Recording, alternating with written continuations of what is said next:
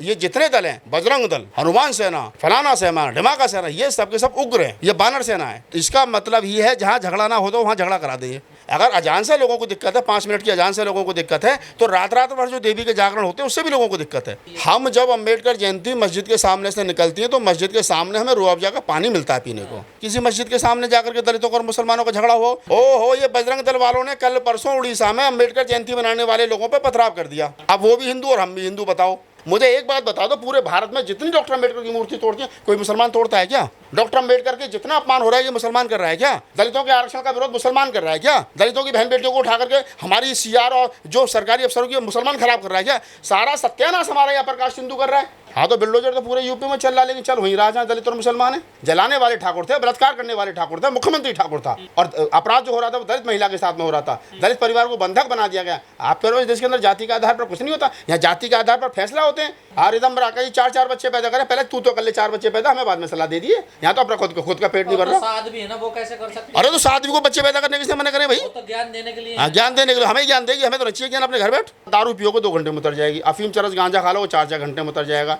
लेकिन धर्म का अकेला नशा ऐसा है जो पूरी जिंदगी नहीं उतरता आदमी का। भैया हिंदू धर्म खतरे में नहीं है, गाय खतरे में नहीं है, तेरी पढ़ाई खतरे में है, तेरा रोजगार खतरे में, तेरी नौकरी खतरे में, तेरा मान सम्मान खतरे में, तेरी बहन बेटी खतरे में। और ये जो लोग नारा दे रहे हैं ना हिंदू धर्म खतरे में, ये नारा देने के बाद में इनकी सरकार बन रही है। भगवान मुझे मिल जाए तो मुझसे हाथ जोड़ करके कहूँगा तू इस आदमी का पीछा छोड़ जा, तेरी जरूरत नहीं है। अरे भगवान हमें नहीं मानता, भगवान को नहीं मानता, हमारा मतलब क्या है भगवान से भाई? हम तुम्हें मानते हो तो हम क्या होते नास्तिक? हम आस्तिक हैं, हमें अपने आप पे विश्वास है, संविधान पर विश्वास है। बाबा साहब डॉक्टर अम्बेडकर कह गए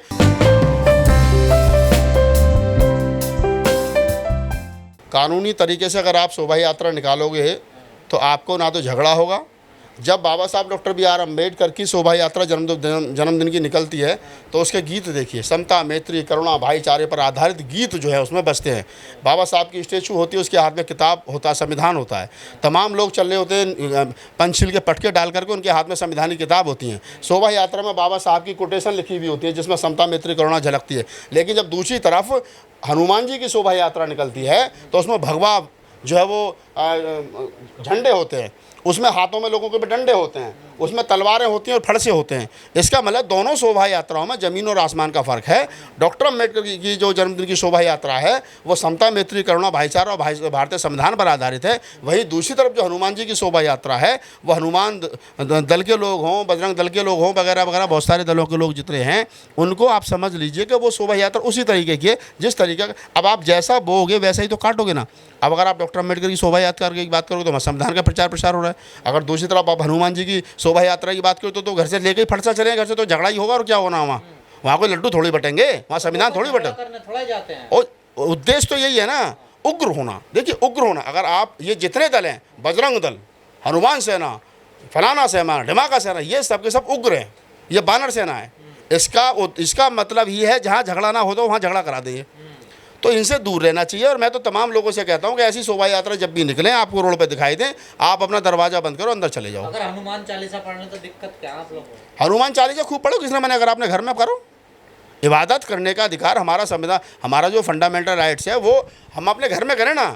अगर मस्जिद में जाकर के आप हनुमान चालीसा पढ़ोगे तो दिक्कत होगी, और मस्जिद वाले अगर जो है वो हनुमान मंदिर में आकर के नमाज पढ़ेंगे तो दिक्कत होगी। भाई दोनों का अपना लाउड स्पीकर लगाकर पढ़ते हैं ना नमाज। हाँ तो परेशान होते हैं। तो सुबह को मेरे घर के पीछे मंदिर है, सुबह को 4 बजे पंडित जी उठते हैं, कैसेट लगा देते हैं उसमें, और वो तो रजाई में सो जाते हैं जाके कंबल ओढ़ करके। और हमारे बच्चों की पढ़ाई डिस्टर्ब हो रही है सुबह 4 बजे से, बताओ किसको जाकर के शिकायत करूँ? तो समस्या तो दोनों तरफ है ना, आप एक ही तरफ क्यों देख रहे हो? समस्या दोनों तरफ है। अगर अजान से लोगों को दिक्कत है, 5 मिनट की अजान से लोगों को दिक्कत है, तो रात रात भर जो देवी के जागरण होते हैं उससे भी लोगों को दिक्कत है। जो सुबह को पंडित जी कैसे अभी क्यों उठ रहे हैं? तो परंपरा सरकार उनकी है ना, आप समझिए इस बात को। सरकार बीजेपी की, और वो इन मुद्दों को इसलिए गर्म करती है क्योंकि इन मुद्दों से ही उसको जो है वो फायदा होता है। इन मुद्दों पर उनकी सरकार टिकी, इन मुद्दों पर उनकी सरकार बनी है, उन मुद्दों पर उनकी सरकार जो टिक रही है। तो इस प्रकार का माहौल अगर मुल्क भर में बना रहेगा तो ये जमहूरियत के लिए खतरा हो सकता है, संविधान के लिए खतरा हो सकता है। लेकिन चूंकि उनकी सरकार इन मुद्दों पर बनी और इन मुद्दों पर टिकी है तो उनके लिए तो फायदेमंद है। तो रोज रोज वैसे मुद्दों को उड़ाएंगे। गली में तो आपने भी निकाली अम्बेडकर की शोभा यात्रा, और मस्जिद की गली से वो जाते हैं तो वहाँ फिर हो जाती है। हम जब अम्बेडकर जयंती मस्जिद के सामने से निकलती है तो मस्जिद के सामने हमें रूअफ़ज़ा का पानी मिलता है पीने को। वो लोग हमें केले खिलाते हैं वो लोग हमेशा हमारा क्या नाम है सम्मान करते हैं कि डॉक्टर अम्बेडकर जयंती निकल रही है। हमारा तो आज तक झगड़ा नहीं हुआ। डॉक्टर अम्बेडकर की जयंती तो सैकड़ों 50 वर्षों से निकल रही है। आज तक मुझे बता दो किसी मस्जिद के सामने जाकर के दलितों का और मुसलमानों का झगड़ा हुआ, क्योंकि हमारा भाईचारा उनके साथ है, हमारा प्यार उनके साथ है। वो भी संविधान को मानने वाले, हम भी संविधान को मानने वाले, प्यार मोहब्बत वाले लोग हैं। हम अगर घर से ही इरादा करके जाएंगे नहीं आज होगा तो देखा जाएगा, टोपी वालों को इलाज कर देना है। वाले या ये भाईचारा संविधान को नहीं मानते। ओहो, ये बजरंग दल वालों ने कल परसों उड़ीसा में अम्बेडकर जयंती मनाने वाले लोगों पर पथराव कर दिया। अब वो भी हिंदू और हम भी हिंदू, बताओ। जब वो हम एक बड़ा हिंदू छोटे हिंदू को पर पथराव कर रहा है डॉक्टर अम्बेडकर की रात के अंदर मूर्ति। मुझे एक बात बता दो, पूरे भारत में जितनी डॉक्टर अम्बेडकर की मूर्ति तोड़ती है कोई मुसलमान तोड़ता है क्या? डॉक्टर अम्बेडकर के जितना अपमान हो रहा है ये मुसलमान कर रहा है क्या? दलितों के आरक्षण का विरोध मुसलमान कर रहा है क्या? दलितों की बहन बेटियों को उठा करके हमारी सीआर और जो सरकारी अफसरों की मुसलमान खराब कर रहा है क्या? सारा सत्यानाश हमारा यहाँ प्रकाश सिंधु कर रहा है। तो आपने उनको समझाया नहीं ना? किसको नहीं समझाया कि संविधान की बात मानिए। प्रकाश सिंधु को? वो हमसे ज़्यादा पढ़े लिखे हैं, वो पुरोहित हैं, वो सवर्ण हैं, वो राजा हैं, सत्ता में वो लोग बैठे हैं, सारा सिस्टम उनके हाथ में, वो किसी की मानेंगे? नागपाल जी, यदि हनुमान जी की शोभा यात्रा निकल रही तो पथराव करना कहाँ जायज है उसमें? जिसने भी करा है, दोषी जो भी है, उसके खिलाफ सख्त से सख्त कानूनी कार्रवाई होनी चाहिए, चाहे मुसलमान है चाहे हिंदू है। अगर मुसलमानों का ये आरोप है कि हमारी नमाज का टाइम था और ये आकर के यहाँ डीजे बजा रहे थे और यह शोर शराबा कर रहे थे, हमने मना किया तो ये उग्र हो गए।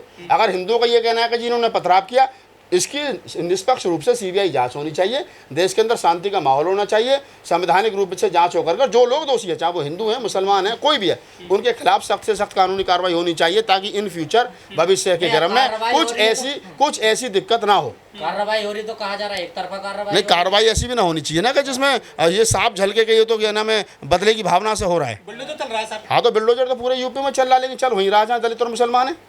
सर, उसमें जो आरोपी है वो बीजेपी के कार्यकर्ता निकला है, जो मुस्लिम युवक। हाँ, तो अच्छी बात है ना, तो बीजेपी वालों को समझना चाहिए। ये कोई पहली बार थोड़ी हो रहा है बीजेपी का समर्थक उसमें कार्यकर्ता। आप देश भर में जितने बड़े दंगे छोटे दंगे हुए हैं, आप किसी को उठा करके देख लो। हाथरस में लड़की का बलात्कार हुआ, रात के अंधेरे में पेट्रोल छिड़क करके उसको जला दिया गया। जलवाने वाले ठाकुर थे, जलाने वाले ठाकुर थे, बलात्कार करने वाले ठाकुर थे, मुख्यमंत्री ठाकुर था।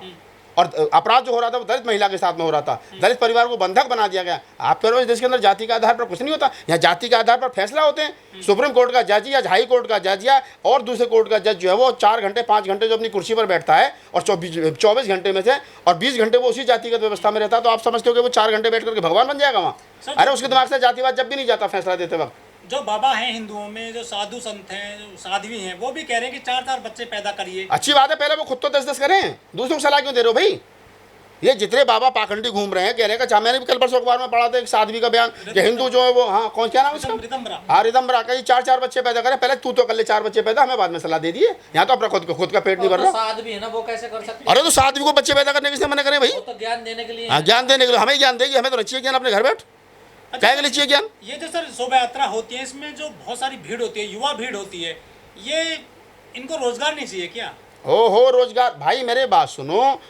धर्म का जो नशा है वो इतना तगड़ा, दारू पियो को 2 घंटे में उतर जाएगी, अफीम चरस गांजा खा लो वो 4-4 घंटे में उतर जाएगा। लेकिन धर्म का अकेला नशा ऐसा है जो पूरी जिंदगी नहीं उतरता आदमी का। वो नशा इतना तगड़ा है धर्म का नशा।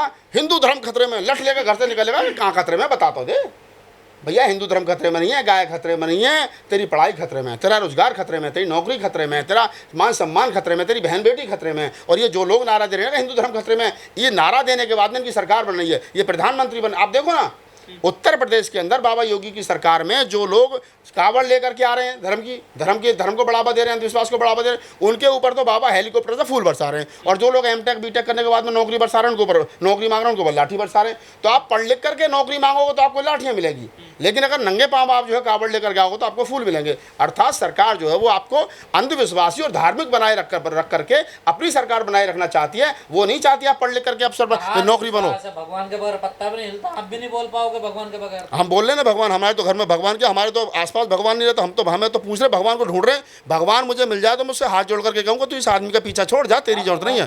अरे भगवान हमें नहीं मानता, भगवान को नहीं मानता, हमारा मतलब क्या भगवान से भाई? हम तुम्हें मानते तो हम क्या होते नास्तिक?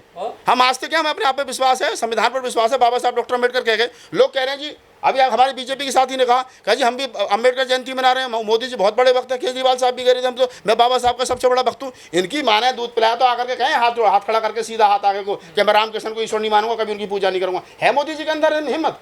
है केजरीवाल के अंदर हिम्मत नहीं है ना?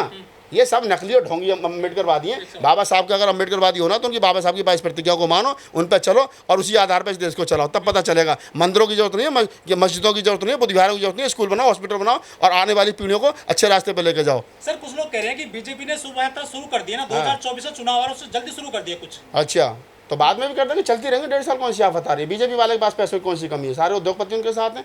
शोभा यात्रा में कौन सा लंबा चौड़ा खर्चा हो रहा है?